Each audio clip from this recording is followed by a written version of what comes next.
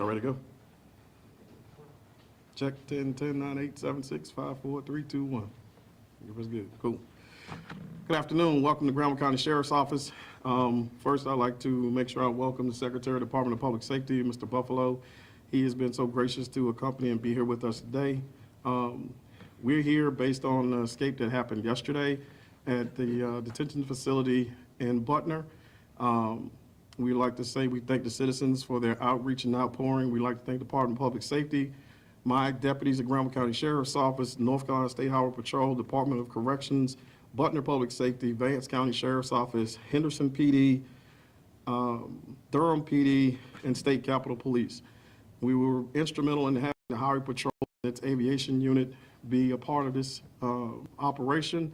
At 2:20, we got a notice that potential escape from the C.A. Dillon Center, and in which time, 2:25, Granville County Sheriff's Office being in the area set up a perimeter, and in which time we stayed on that perimeter, manned that perimeter, until which time the offender was taken into custody at about 11:05.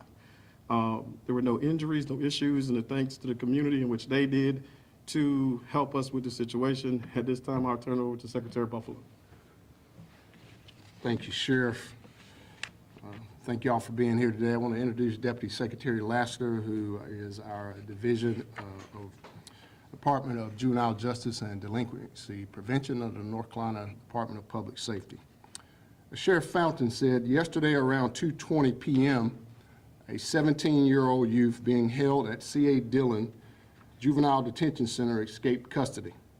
During the next 8 hours, the Department of Public Safety, in collaboration with the Graham County Sheriff's Office, Butner Public Safety, and our partners at the Department of Adult Correction, worked tirelessly to bring this youth safely and back into custody.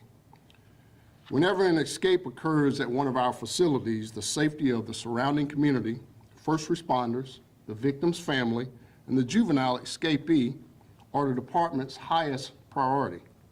We recognize that these situations are unpredictable and evolve rapidly. We also know that the juveniles' escapes create a great deal of fear and anxiety in a local community, and that our partners in law enforcement sometimes place themselves in harm's way to protect the community during these situations. At the Department of Public Safety, our mission is to prepare for the worst case scenario, prevent these scenarios from arising, and to protect the citizens of North Carolina. During the next 2 months, we will be conducting mock escape drills at every juvenile facility within North Carolina. These drills were scheduled prior to this event. Our plan is that every juvenile justice facility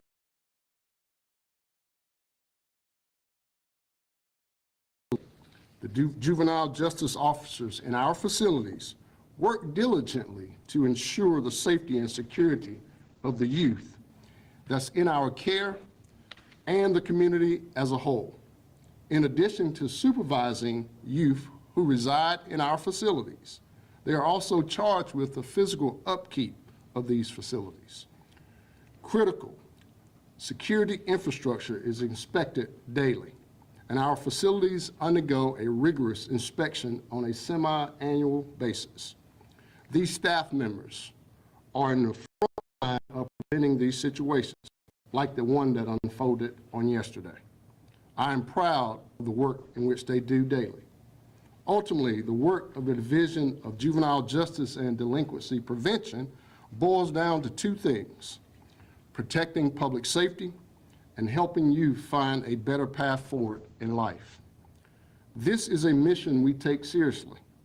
When the limits of our system are tested under these extreme circumstances, I am thankful for the strong partnerships we have built with local law enforcement, such as the Granville County Sheriff's Office, as well as our state agencies.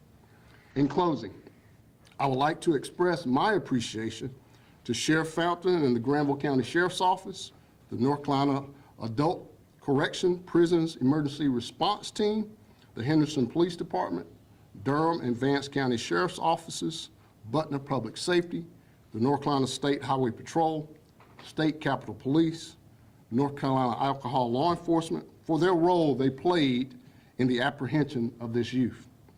Thank you as well to the members of the media and the public here in Granville County for helping disseminate important safety information and messages in this community during this incident. At this time, we'll take any questions. Can you confirm that this is the same person who escaped from the Morrison Correctional Facility back in February? That's something that's part of this investigation. I will have to confirm that. I do know that there are some inquiries about that, so I'm waiting for a confirmation.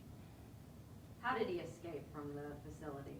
That's also part of this investigation, leading into an internal comprehensive investigation that we started today into this, and at this point, I can't answer that question.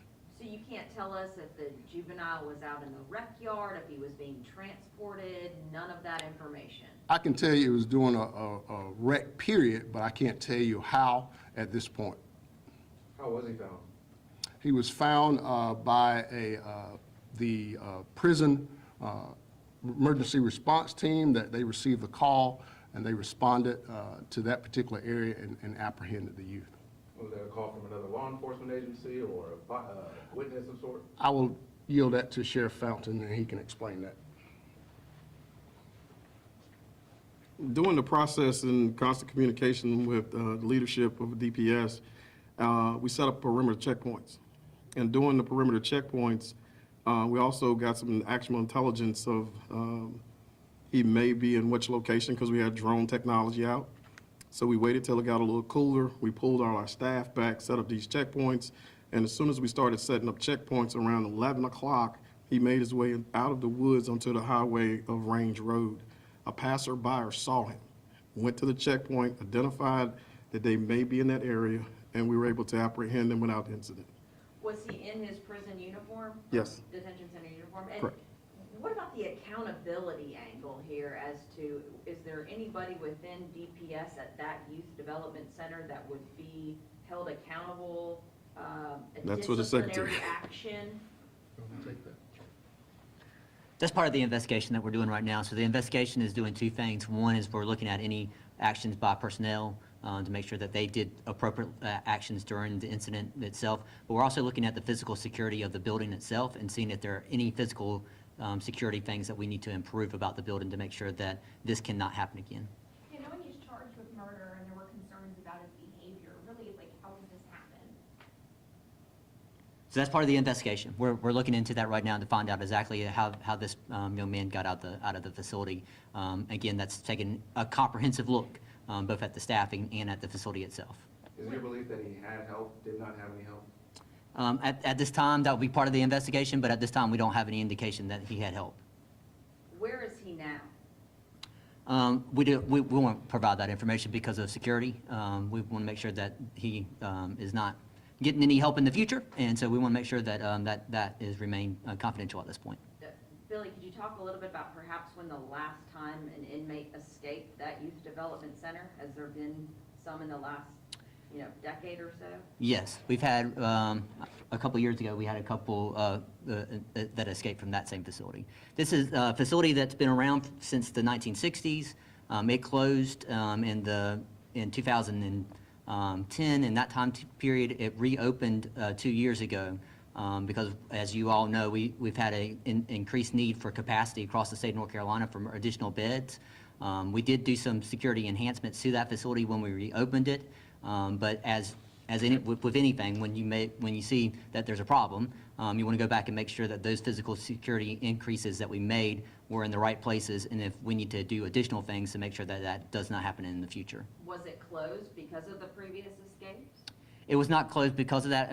Actually, the juvenile population had been decreasing for many years until Raise the Age passed, and once Raise the Age passed, our population in juvenile detention has more than quadrupled. And so we've needed additional capacity across the state, and this is one of 3 facilities that has just recently reopened. Was the facility at capacity? It is at capacity, yes. Is it over capacity? Last night, I'll have to get the exact number for you. I don't know off the top of my head, but it was. If it wasn't, it was right at it. Can you please speak more about these escape drills that you have planned? Mm-hmm. Yeah. So with the escape drills, what we do is we have we actually call them up and say an escape has just occurred, and then they have to mock the situation with us. So it's an opportunity for them to try out and make sure that they understand all the protocols. Just like I was having a conversation with the sheriff before we walked in here, there are lessons learned from this, just like there's going to be any lessons learned from any type of crisis situation that you have. And so when we do these drills, it's an opportunity for them to work with the partners in the local community, the stakeholders in the local community, work with our comms office to make sure we're getting the messaging out as quickly as possible, make sure that they're taking the appropriate steps to set up the perimeter and do the searches that they need to do during those escapes. And so this is something that we routinely do on an annual basis, but we are, in the next 2 weeks, we're scheduled. It just happened that, this incident occurred right when that process was about to start. Have you immediately learned anything within the past 24 hours about what can be done differently at that facility?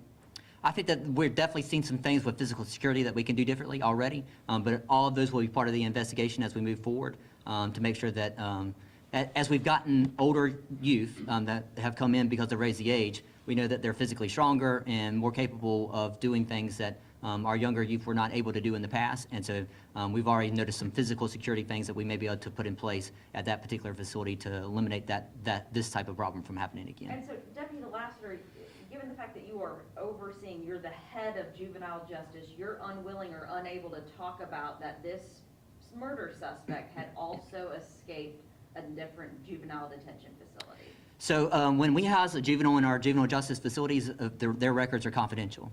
And so if I can't speak to his behaviors or things that he may have done at another facility unless it became public that that individual had escaped. And so by the mere fact that there's not a public record out there, you can take into account that if he did escape, it would have been in a very short period of time, and we got him very quickly because there is no public record, and so there's no information that I can provide to you because all the rest of that data will be confidential because it will be considered a juvenile record. It was reported by, yeah, it was It was reported. reported by law enforcement. Okay, what I'm saying is if there was a public record that I could give you, that we did a media advisory or something that was released that showed that this kid had been escaped, then I would be able to provide that to you. Those media advisories get out within the first hour, so if something were to have happened within that first hour and he got caught very quickly, then I can't tell you about that. But I can tell you that that's the situation where those records would be confidential. But if there was a public record that I could give you that shows that there was a media advisory released or something like that, then I would be able to provide that information to you. Perhaps you, Sheriff, can you speak to Zane's condition when he was found? I mean, it's obviously a wooded area. He would have had to be in some sort of hiding. He was in a wooded area, just minor scratches, bruises. He was fine, coherent. He did not resist once he was approached by law enforcement. He was taken into custody, and we put him back inside the facility till the determination could be to rehouse or what we were going to do with him. The PERT team did a great job last night. All the people involved did a great job. And he didn't make any comments or statements, and we didn't ask him anything. We just took him into custody, and we called the boss, I would call Mr. Buffalo, and we just did our jobs. And that's all we did. Did he have anything on him, any contraband, any weapon of any sort? No, ma'am.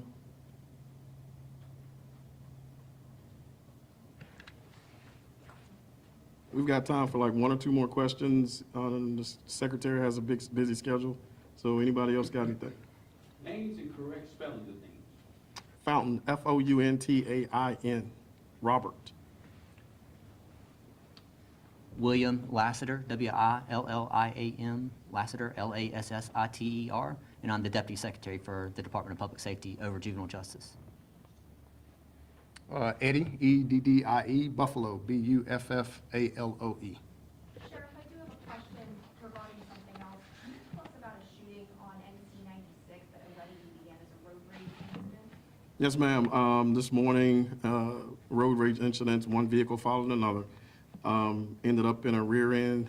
The driver of the truck got out of his vehicle to check the condition. The driver of a black Mustang that we're continuously looking for fired several rounds, I think striking him in the ankle or foot area, and fled off. So at this time, we are going to push out something in reference to that vehicle description, but we wanted to make sure we got all of our ducks in a row before we release anything to the public besides what we initially have. But it came out as a road rage incident. When we got there, we found out it was a shooting. Anything else? Lastly, for Secretary Buffalo, just within the last couple of weeks, there was another incident out of Orange County where an Yes, sir. inmate escaped DPS custody. Is there anything to be said about this now being the second one in nearly just as many weeks? That's our sister agency, the Department of Adult Correction, which we partner with, and that particular escape is in a comprehensive review, being on the authority of Secretary Ishii with the Department of Adult Correction as well. Thank y'all. Thank you for coming. If you have any further follow-ups, we'll be able to